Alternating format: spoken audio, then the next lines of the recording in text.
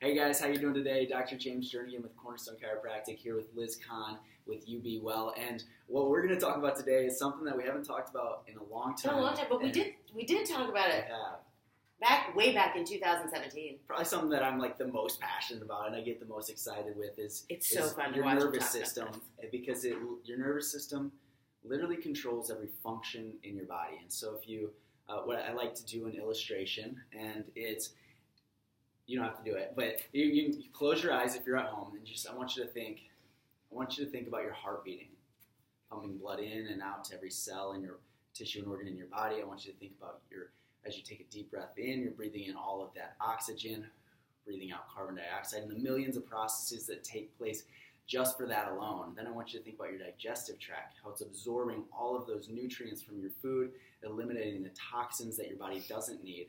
It's reabsorbing those nutrients, which goes into replenishing and healing and regenerating every single part of your body. I want you to think about all the muscles that it takes to sit. I want you to think about how you're perceiving every single thing that I'm saying. Your brain is turning it into a thought, and you get to bring it back to thinking about other things as well. All the while you might have background, you're thinking of things, your body's perceiving every single thing around you. So you literally experience life through your senses, and we like talking about proprioception and all these different senses that your body is doing every single moment of every single day. All the while, it's like, if you can open your eyes, are you still thinking about your heart beating? Right? Tricky. I'm sitting there thinking, wow, breathing is really important to all of this process. You're still talking about the heart. Yeah. Say more. Yeah, so your brain, and I love handouts, I love flyers, and I love objective data to track all of this. So if you look here, your brain sends messages down the spinal cord. Sorry. Right. Yep. There's multiple we cameras. still have two cameras. Right. So your brain sends messages down the spinal cord, out those nerves to every cell, tissue, and organ in your body. And then those different regions control different functions in your body, and as a result, if there's stress on this system, can lead to malfunction here, which can lead to symptoms or your body not functioning properly. Well, and those are those observable things where we're like, why do I feel so run down? Why do I have headaches? Why do I have acid reflux? And why do I have a chronic disorder that doctors can't figure out? Autoimmune challenges, right. Chronic pain. We have a pretty big focus on pediatrics with ADHD, sensory processing disorder, and autism. Right. And people think, wait. Well, no, I mean, I'm sitting here thinking about it, and like when we talked about this a long time ago, you know, and I got so excited. Like, this is one of my favorite things. Can our viewers get a copy of something like this? Yeah, absolutely. You just send us a message. We'll send you. Because what this has is like each of the vertebrae, thank you. Yep. He's going to help me with my language here. And then here it says the cause and effect, right? So here when he talks about the primary and secondary functions of each of these, is that one vertebra? Yep. Okay. Oh, yeah. So the nerves come out of the spine, and they go to different regions of the body, so different organs, different... And so this kind of details for you where each section goes and what impact it has on the body, on the whole system. Right. So the first time I looked at this, and I'm like, oh yeah, I've got this chronic disease, whatever, right? And then I look at where I'm actually in pain, and I go, oh my gosh, why does this make perfect sense that Crohn's disease is right here in this lower part of my body, and this is where I have so much pain, and I carry it for so long. He does a few adjustments.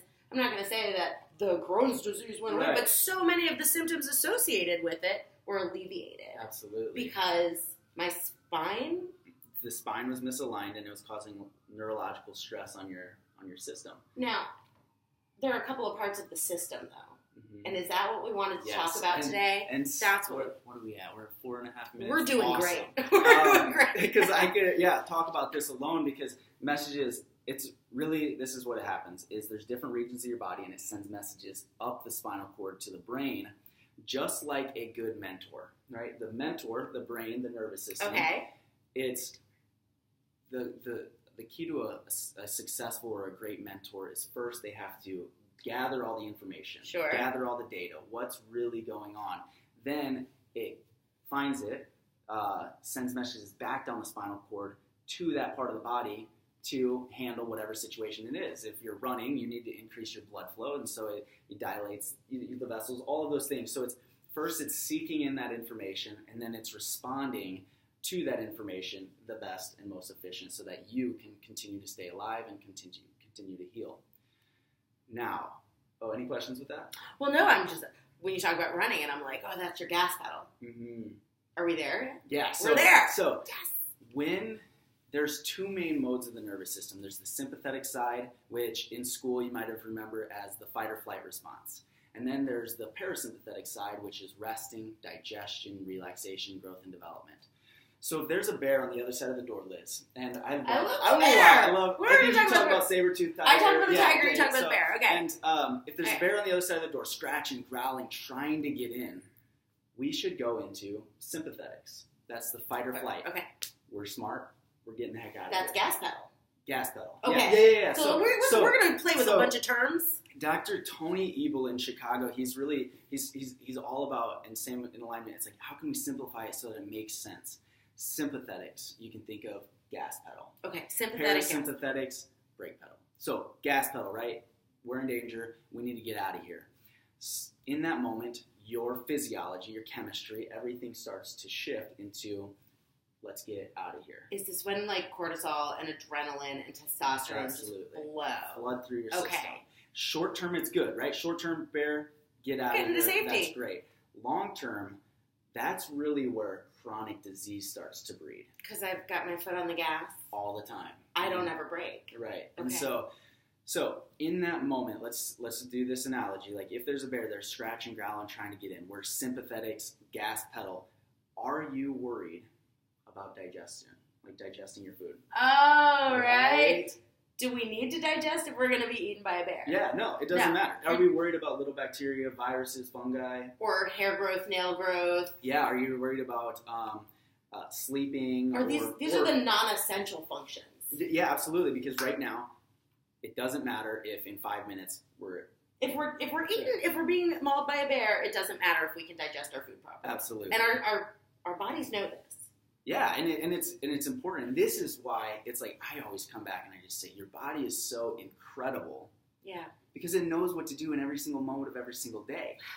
And so if we're not worried about it, and then short term, good because we're safe, right? Sarah's over here. She's strong. Hi, Sarah. And let's say Sarah goes out and she gets the bear to leave nicely because good job, Sarah. She doesn't even fight the bear. She smashed it nicely to leave. So can you leave? Now bear's gone. We're safe.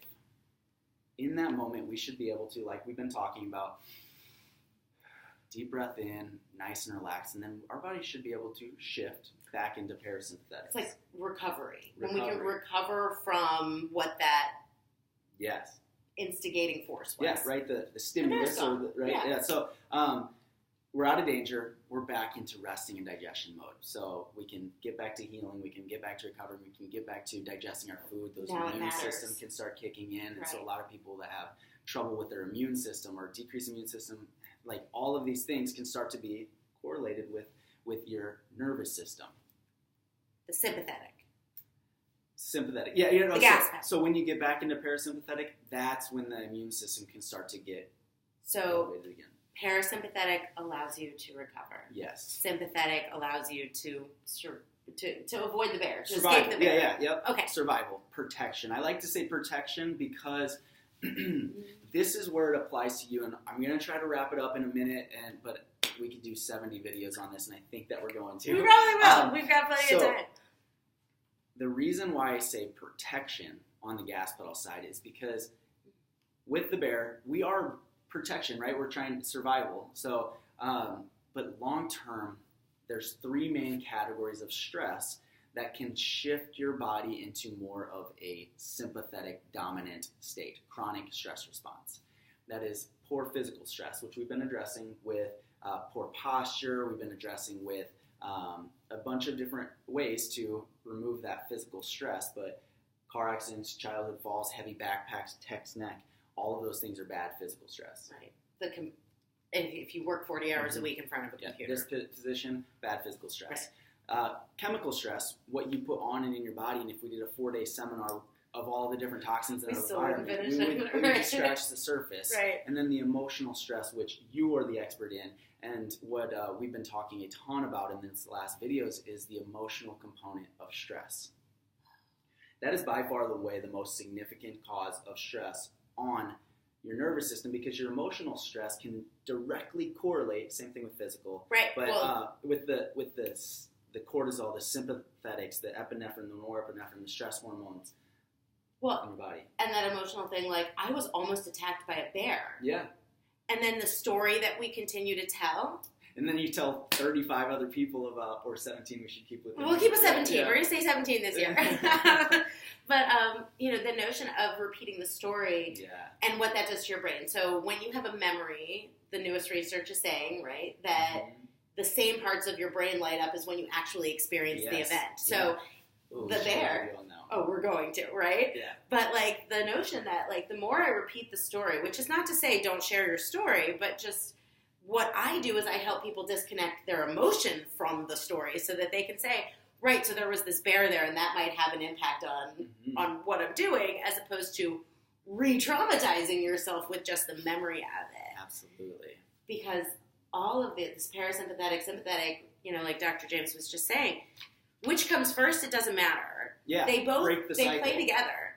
And so it's really important that we're able to say, there was this bear, but not go into that physiological position, because now we're just replaying something that didn't bring us to a good place, other than the fact that we survived the bear. Yeah, that's pretty good. Ultimately, awareness is extremely important, and we need to be aware of it. We talk about awareness a lot. Yeah, especially that's been the theme this week. Right. But, the awareness is just there so that we can make a change with it, And right, why bother? Right, yeah. So there's physical, chemical, and emotional stressors, and it causes stress on your nervous system to the point where it just can't handle it anymore, and you get shoved into the sympathetic side of the nervous system. It's chronically turned on, and that's where chronic disease really breeds. And so you can almost think of it as like a bucket, and there's physical, chemical, emotional stressors constantly in our lives, and especially with the holidays, the end of the year wrapping up, it's awesome. Really good time, but it's extra stress to the point where your bucket, that it starts to overflow, and that's where that chronic stress stays on. When it feels really out of control sometimes. The racing thoughts, it's like trying to keep up. And we are here to tell you that when you're feeling out of control, there are people in your community. The World Wide Web is our whole community, right? We're all accessible, so that you can reclaim some of that control, because that's, I think, going to be the biggest indicator for your healing process. The minute you make the decision to do something different, and we're here to support you now. Do you see what happened to our time? Yeah, I think that we should. Are you guys still with us? I'm really happy that you're still with us. If you guys have any other questions, and we'll probably dive deeper into different segments of those, but big story, two sides of the nervous system, gas pedal, brake pedal. You should predominantly be in the brake pedal, parasympathetic, resting, digestion, relaxation, growth and development side of the nervous system. You should be there the majority of the time. Which should is one of my least favorite words. So what if we're not? So then, really, because we talk about it, and the World Health Organization says 80% of all chronic disease could be reversed or completely bypassed. 80% could be complete. That's cancer, heart disease, that's chronic disease, could be reversed or completely bypassed with proper lifestyle choices. And really, it's because But we're not going to tell you to do yoga for an hour every day. We promised that in another video. But every single person's unique, so a certain workout type for you is completely different from somebody else. And so being able to have a roadmap to your health so that you can systematically and objectively watch your progress through. And I think bottom line, what you're trying to say here, or what you have said, is that there isn't one thing that's going to work for everybody. It's multifactorial. Right. And so every individual needs to have somebody who can help cultivate that path. We're here in Cary, but we're also available online. I mean, we want to help you do these things. And have the resources so that you can make the best decision for you, your friends, your family. Yeah. Well, and of course, what's the best way to change your environment, right? Start with yourself. Mm-hmm. So, hey, another topic for another video. We should rewatch these to get our topic ideas. Right. We do. But from now, we should say, what is our action step for today? Let's keep in alignment with that awareness stage. Okay. Bad physical, chemical, and emotional stressors in your life. And if we look over our day, it's like if we start to be aware of those, right, that gets kind of an awareness of how significant is this. And if you have a ton of different symptoms or problems that you are like dealing with, then send us a personal message, just like, hey, these are the things that I'm dealing with. And then we can start to, even over online, like we can start to enter the conversation with you of physical, chemical, emotional stresses. When you decrease and minimize those bad stressors, and in another video we'll talk about all the good stressors that you should, because there is good stress. Yes. So minimize what your body doesn't need, give your body what it does need, and it turns off that faucet of that constant stress response in your body. So the awareness stage is give an accurate assessment of really where are you? Are you building health consistently, or are you going down a road that you don't like, and you don't have control 15, over 20 years down the road? So awareness helps us gain control. Awareness, and then from that awareness, ask mentors in your life or experts in your life, ask them what your best next steps are, because I'm more than happy to be able to do that. Absolutely. So action step is to become aware, and you can do that in whatever way makes sense for you. For me, sometimes it's a question of like writing down what I've done. So some people make to-do lists. Mm-hmm. I write down what I've done. I do the have done list, right? And I look at that and I'll say, this was less fun than it should have been. That was one of those stressors that needs to be addressed. If I look at something else and go, oh, well, going out for lunch with friends, that was a great break in the day. That added some good stuff. Now, maybe I was 10 minutes late coming back. That's a little bad stress. Right. But the awareness of it is going to be the thing that helps me make those changes. And look at what we've done now. Absolutely. We got to go. We love you guys. Comment below. Share this if you liked it. If it added value in your life, share it with somebody that you think could also benefit from this information. Send us, we're going to say it 1,000 times, send us information. What topics would you like us to cover? If it's nutrition, if it's emotional stress, if it's whatever it is. And tell us what you've done. Yeah. And I want to know what results you're getting. I'm such a data geek. Okay. Absolutely. We love you guys. Love you guys. Take care.